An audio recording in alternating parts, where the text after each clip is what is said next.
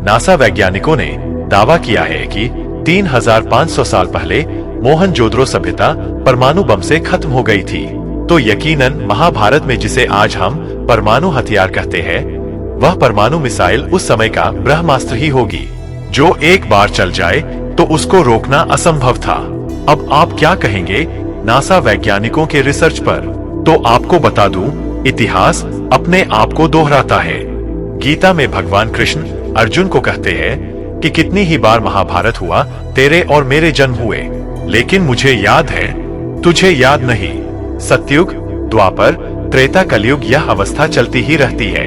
सतयुग यानी आदम का युग, त्रेता यानी कांस्य युग, जहां कुछ आविष्कार संभव है, द्वापर यानी फिर कुछ और आविष्कार, और कलयुग यानी मशीन का युग, लोहे का युग, आविष्कारों का युग। कलयुग में मनुष्य का चरम पर पहुंचना, फिर कोई परमाणु बम से सृष्टि में सब कुछ खत्म हो जाना, वापस मानव आदम युग में पहुंचना, यानी वही सीमित इच्छाओं का युग सतयुग, फिर वही त्रेता, द्वापर, कलयुग। अब आप एक कल्पना करें, अगर आज विश्व युद्ध हो जाए और परमाणु हथियारों का प्रयोग हो जाए तो क्या होगा? आपका सारा आविष्कार खत्म। लेकिन इस पीढ़ी को आविष्कार की बात मस्तिष्क में तो रहेगी, वही बात वह अपनी अगली पीढ़ी को देगी।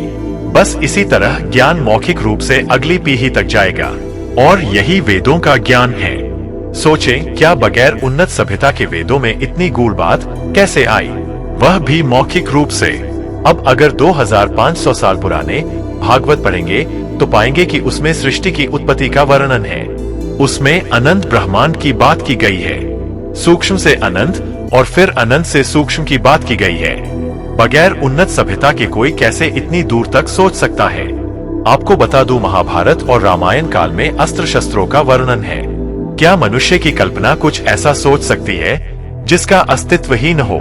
विचार वही आ सकते हैं जिनका अस्तित्व कभी रहा हो। और इन सभी बातों से यही प्रतीत होता है कि सभ्यता बनती और बिगड़ती रहती है,